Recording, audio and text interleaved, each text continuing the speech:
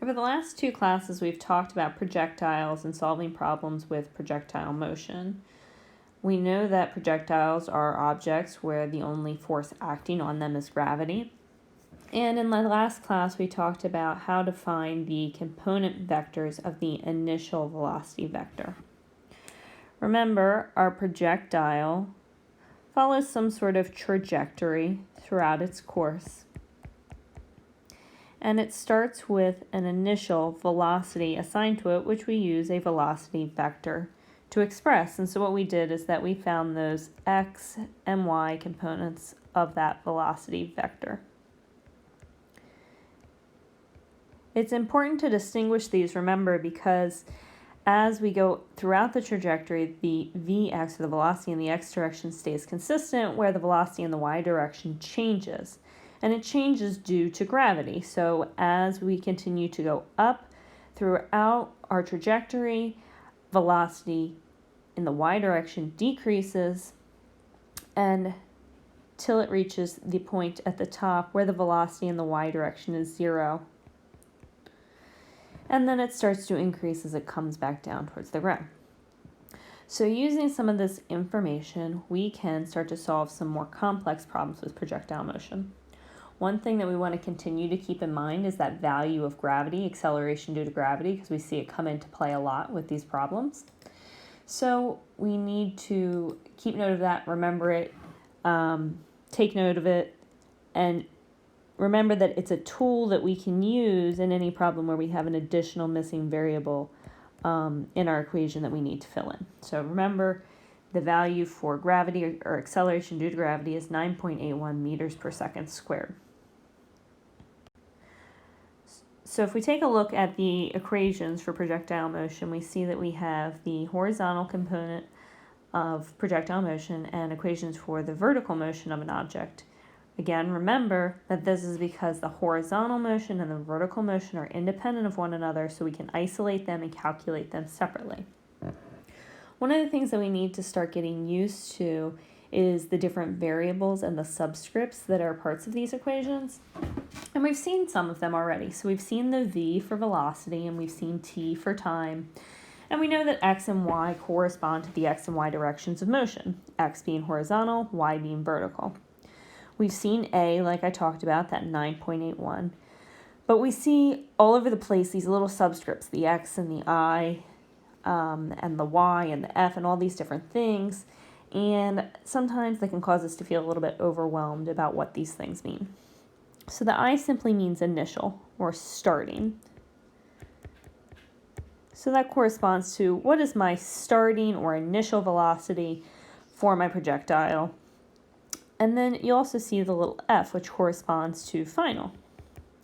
So we can use the initial velocity and time and acceleration and sometimes distance in order to tell us things about the velocity of the object at different points throughout its trajectory. If you looked over the article, these equations on the right are the ones that you may have seen in the article. These correspond to the equations that I've given to you. They're just written slightly differently. So sometimes you'll see that instead of using the I to indicate initial, they'll use 0. So at time 0, that's what the velocity was. And then you can calculate what is the velocity at any other time with that Vy. And that's different than the way that I have it noted with the F and the I. And sometimes you'll see it different ways. And that's really just according to preference. But note that whether it's that 0 or it's the I, that corresponds to the initial velocity of the object. And the Y, the Vy or the Vyf, just corresponds to at any time or at any location throughout the trajectory, what is that velocity. So it's not necessarily when it's hit the ground, and it can be, but sometimes we want to know what's going on here, what's going on here, and so we can utilize any kind of starting and ending time frame when we're looking at a problem. So notice some of the parallels between the equations that I've given you and the ones that were in the article that I've given you, and there's a lot of crossover there. Notice Here, I've kind of spelled out that y component of velocity because often we're acting at an angle. The second equation down is really just basically taking the average velocity, Vy plus V initial, divided by 2 times t to give us some information about what's happening with our change in y position. And then we have equations for calculating our y position as a function of time. That's this one here. And then we can also calculate our final velocity, or our velocity at any point in our trajectory, based on what is the height or what is the change in y position of our projectile. So some of the biggest challenges that we have in solving projectile motion problems are 1, assigning variables, 2, selecting an equation, and 3, trying to tackle some multi-step problems. So in this video today, what we're going to look at is several different example problems and try to assign the variables that are given to us in the problem and then select an equation that matches with that problem. So we'll look at all the pieces that we've been given and try to select which equation will work best. And this will give us kind of a process for addressing these types of problems. In the next class, we'll take a look at doing some of these multi-step problems because you're going to look at solving equations in both the x and the y direction and how did those link together. So we want to be able to approach a problem, and here's kind of just a rundown of how we can link some of these different equations to the types of problems that you might be asked to solve. So we've already done initial velocity in the x and y directions, but sometimes we also need to utilize that initial velocity in the x or y direction to find some information about the time, or maybe we're given the time and we want to know what was that initial velocity. So it's important to keep those in mind. We can also find the time that it took to reach a maximum height. We can look at calculating what is the maximum height that a projectile reached. We can calculate how long did it take to get to a certain height. And we can also figure out how far did it travel in the x direction, or maybe even what is the maximum distance that we can go in the x direction, in the horizontal direction. So our first problem says, how far does a projectile launched at 15-degree angle with a velocity of 5 meters per second travel in 0.5 seconds? So how far? How far is going to correspond to our horizontal direction? So we're probably going to be looking at our horizontal equations. I'm given an angle of 15 degrees. I'm given V of 5 meters per second. Now it says that it was launched at 5 meters per second, so I know that V is a VI, so that's what it started out with. And then we want to know how far did it go after 0.5 seconds. So the information that we have available to us is an angle, we have an initial velocity, and we have a time. And what we want to know is how far. So if we take a look at our equations, we can see that we have an equation that says to us that we can find out what delta x is based on our velocity in the x direction times time. Well, we have time, and we can figure out velocity in the x direction based on this initial velocity and angle. And so we can write an expression that says delta x is equal to VI cosine of my angle times time. If we want to put in the numbers from our problem, and we're not going to go through and solve all of these. If you want to go ahead and solve them on your own, you're certainly welcome to, but I just want to get through the process of how do we set up these problems. So we can say that delta x is equal to 5, that's our VI, times the cosine of 15 degrees times 0.5 seconds. And we can solve that. Our next problem asks us to calculate initial velocity. So we don't know what is the initial velocity, so we know right off the bat that we're not sure what VI is. But we do know that it travels 2.4 meters in 0.5 seconds, which with a launch angle of 15 degrees. So if it travels 2.4 meters, that tells me that delta x has to be equal to 2.4. It tells me that t is 0.5. And it tells me that my angle is 15 degrees. Well, again, I can use the equation that I used last time. Delta x is equal to Vx times t, or delta x is equal to Vi cosine of theta times t. So when I put in my numbers, I have 2.4 is equal to Vi times the cosine of 15 times 0.5 seconds. And then we just need to isolate Vi. So if you remember, we just need to divide out the things that are with Vi so that we can get it by itself. So this is the same thing as saying Vi is equal to 2.4 divided by cosine of 15 times 0.5.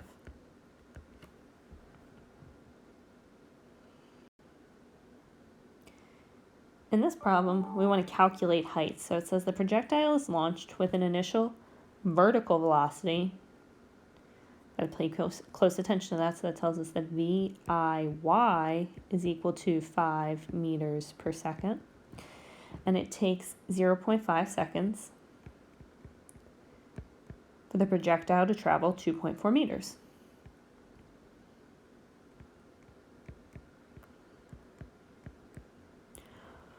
What's the height of the projectile? So we want to take a look back at our equations.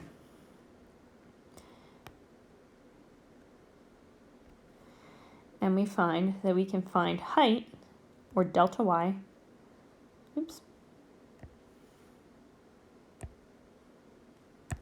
as a function of time using this equation. Delta y equals VIY times delta t plus 0.5 AY t squared. Remember that AY is always equal to 9.81. So if you're dealing with a problem that's in the y direction, it might be worthwhile to always write that down so then we know that we can include that in our search for an equation. So I find that delta y is equal to 5 times 0.5 plus 0.5 times 9.81 times 0.5 squared. And you might be thinking to yourself, well, what about this delta x? I don't need that. We're looking for the height of the projectile. Height is in the vertical direction, and height, or y, is independent of what's going on in the x direction. So sometimes they try to throw us off by putting extra information into the problem that we don't need.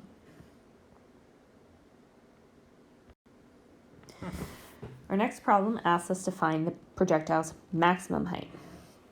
So this is where we need to think about some of those concepts of projectile motion. So our projectile, remember, launches with some initial velocity and it continues up and then it turns around and comes back down. Well, at this top point, when it turns around to come back down, the velocity is equal to 0 in the y direction. Velocity in the x direction is always the same, but velocity in the y direction has now reached 0. If it wasn't at 0, then it continued to go up. But now it's reached 0, it's going to turn around and start increasing and coming back down. So one thing that tells me is that I can use Vy is equal to 0 as part of my problem because I want the maximum height. I know that my projectile was launched at a 25-degree angle, and I know that my initial velocity was equal to 10. Remember, I always know that acceleration is equal to 9.81. And so I'm going to be looking for an equation that has Vy, or Vyf, an angle, an initial velocity, acceleration, and max height, or the change in the y position, because that's what I'm trying to solve for.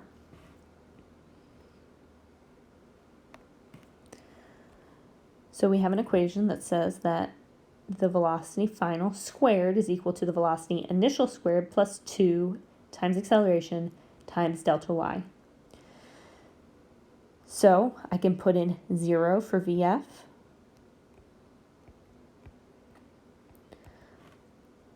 I know that Vi, or Vi in the y direction, because I need my y component of velocity, is equal to Vi times the sine of the angle. So I'm going to put in 10 times the sine of 25